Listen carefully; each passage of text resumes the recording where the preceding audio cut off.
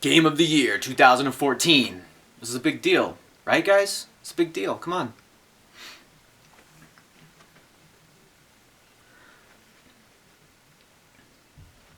So, let's see. So, it was a pretty big year for Nintendo's Wii U. Sales didn't turn out so well, but there's a lot of good games that came out for it. Nintendo did a pretty good job there. I got a PS4 this year. I'm really excited about it. I don't have that many games yet, and I don't think that there were too many really worth talking about for Game of the Year. Sorry, not a big shooting fan. I also got a PS4 this year, which I'm really excited about, but, I'm not a big fan of first-person shooters, so I don't have a lot to talk about there. Maybe, yeah.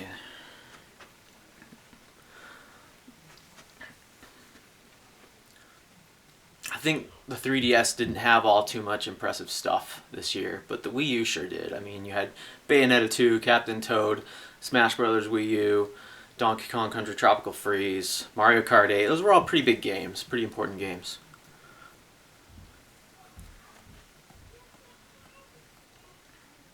Come on.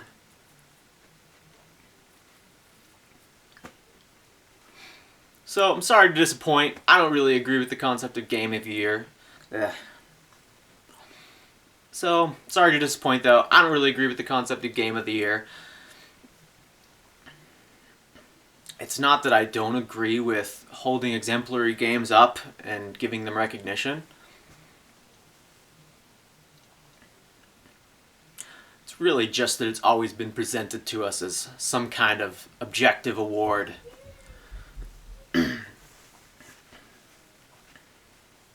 It's really just more the fact that it's always been presented to us as some kind of objective award by parties with a profound conflict of interest in terms of where their revenue comes from.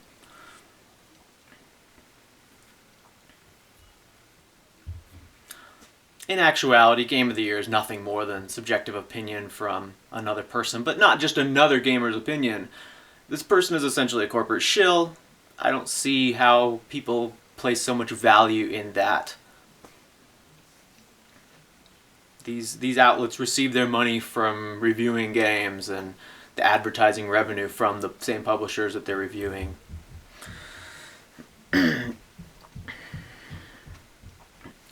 Even worse than that, though, is a lot of times.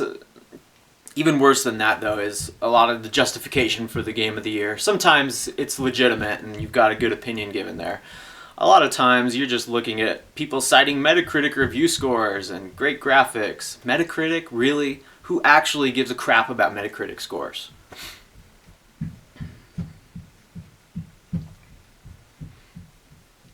Remember back in the day before the whole GameSpot scandal and Gerstmann Gate? Remember how if you complained about review scores or criticized them, people were like, tin hat, conspiracy theory, ha ha ha.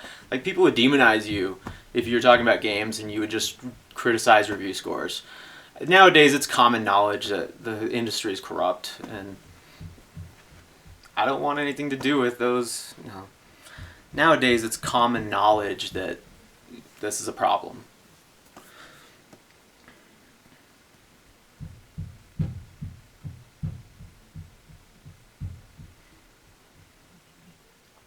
So yeah, I just think Game of the Year is silly. I think that we place too much value on it. It seems a lot of the gamer chatter today around the end of the year is always focused on Game of the Year awards, as if it really means something. Let's just talk about what our favorite games of the year were. So yeah, what were your favorite games? I'll go ahead and go into mine.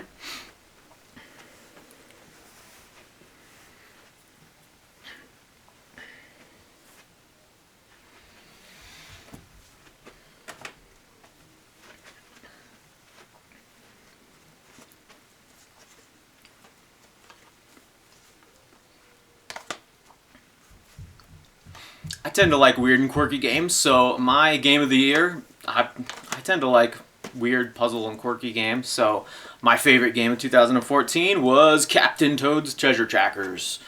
It's a really fun game. There's a lot of interesting gameplay. It's kind of puzzly, kind of platformy.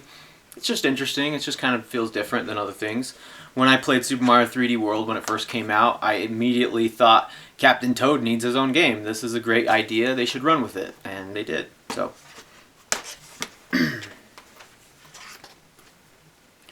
One of my runner-ups is Bravely Default for the 3DS. I really liked Final Fantasy V and its job system. This is a little bit of a spiritual successor to that.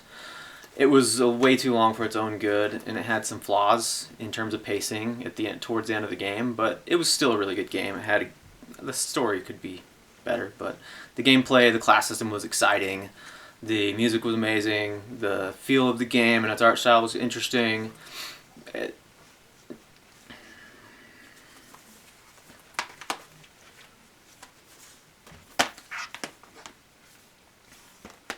Another runner-up was Neo Zyx, is I believe how you say it, from NG Dev Team for the Dreamcast.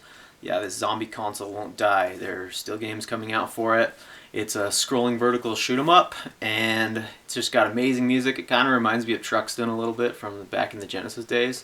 I really like this game. I think that these guys put out some pretty solid work, so you should check it out.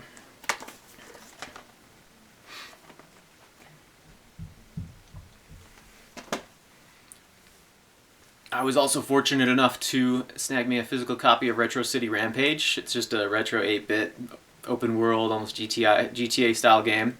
It won't play on an NES. I also was lucky enough to pick up the physical copy of Retro City Rampage on the PS4. And it's an 8-bit styled, almost GTA type of game, open world.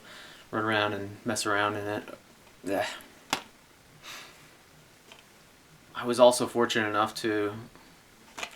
I also looked out and snagged a physical copy of Retro City Rampage for the PS4, and this is an interesting 8-bit style game that is an open world game, kind of like GTA, but it feels and looks like an NES game in many ways. It's an interesting game. Check it out. I also really wanted to show you guys this cool thing where the disc is themed like a Sega Master System box. I also wanted to show you this cool thing where the disc is themed like a Sega Master System game box. Kind of that interesting, weird art style from the 80s. And inside you had this rental sleeve, which was designed by the owner of Game Peddler in Utah. And yeah, that's pretty cool. Those were on retro boxes for all of us older gamers in our 30s. We remember them well. Yeah, that's cool.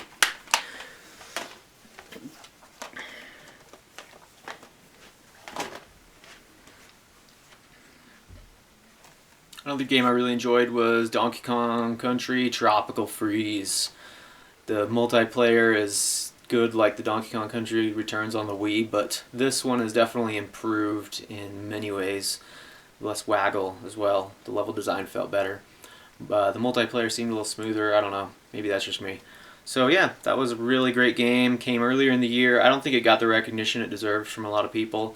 Plus the Wii U's had its fair share of troubles in the market, so not everybody has a Wii U. So.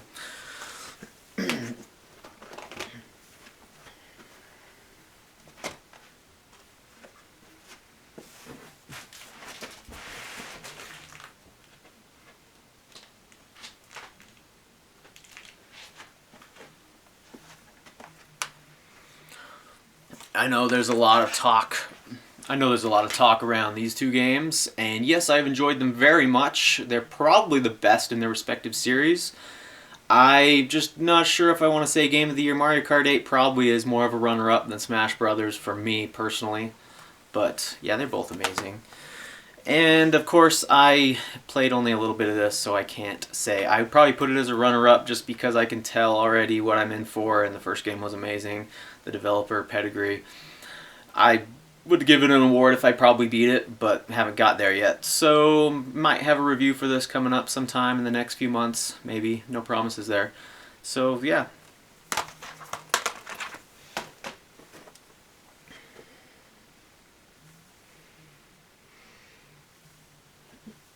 So that just about wraps it up, but please let us know what your favorite game of the year was, or your...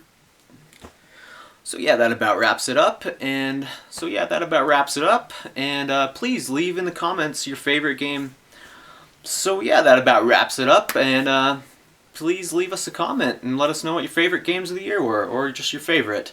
I'm legitimately more interested in hearing another gamer's opinion than a paid corporate shill's opinion. Seriously, just let us know. Let's have a conversation about it.